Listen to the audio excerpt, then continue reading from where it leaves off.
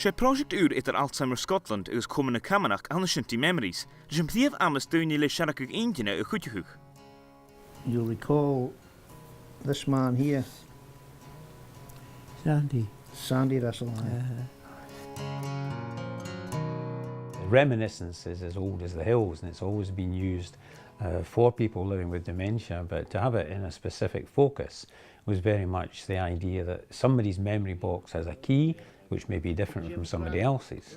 And although the success of the football groups was phenomenal, we wanted to move the project forward into remote and rural areas, so Shinty was the obvious connection. The project is not really for what you might call anoraks of a particular sport. It's not for the statisticians. It's to evoke memories and draw out stories. And Shinty does that in spades because the stories are connected with people, with teams, with the villages, with the journeys to and from.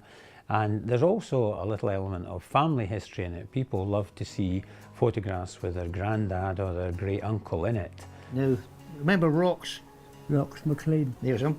All right. Han jou plicht dat animalik balúd an dréif I machcanich na hoscadig an a project. Heb die an katriek le sjaun reitide agus sjaun gaan see cumna camanach dúlas macadásich.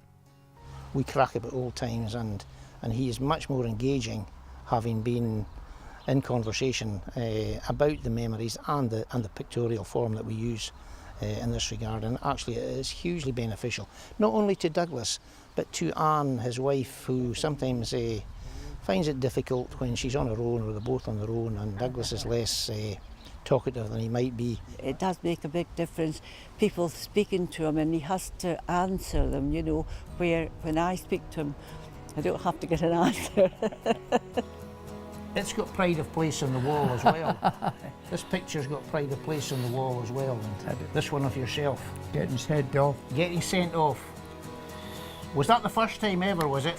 I think the most powerful saying or phrase we ever had was a lady who said she brought a man who's living with dementia to a session and she fetched her husband.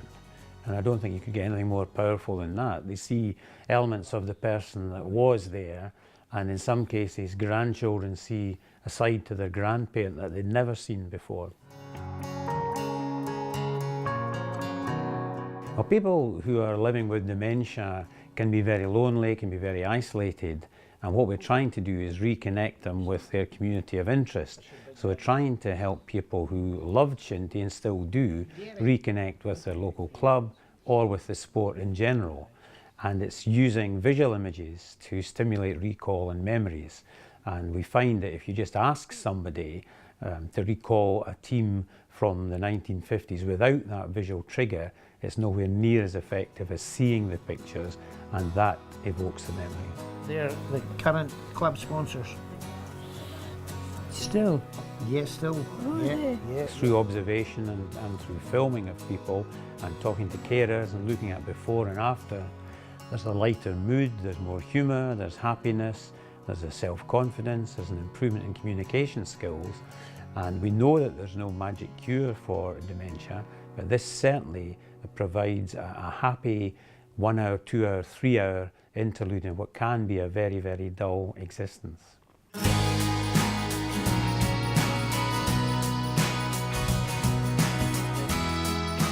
Han project kudiach galis Jack Sporsen ille. Han jou plicht de rugby ALBA Davy Shedden en die verlangle shark againtine, maar first gan a session rugby show.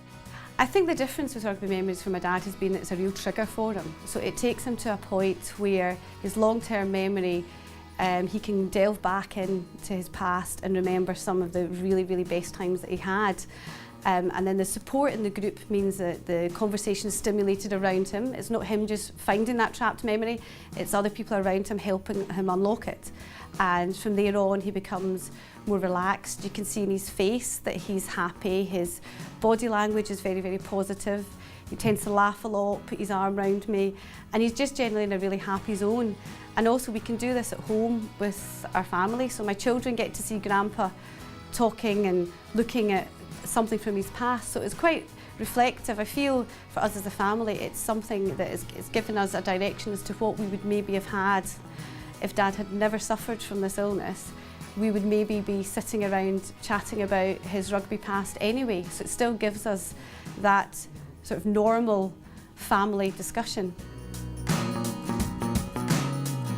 What we would like to do in an ideal world is get to a position where this kind of therapeutic activity was prescribed by the medical profession, and there was some kind of financial support to develop it even further, because the evidence we have is anecdotal, we have filmed evidence, but somewhere along the line we need to have strong, powerful medical or psychological evidence that this is working and why it's working. Sooner rather than later, we would like to see some university do detailed research on what's happening, which parts of the brain are being stimulated, and to help us realise what we should be doing more of, or maybe what we should be doing less of. Get your marching orders, eh? No. Not very often it happens to a referee. No. You're unique in that sense as well. It's a very simple thing, and the beauty of it, which you've probably captured elements of it today, is in the sheer joy and the humour and the change in people when they're involved and when they're stimulated. Yes, sir, just send the bill. Seriously, invoice.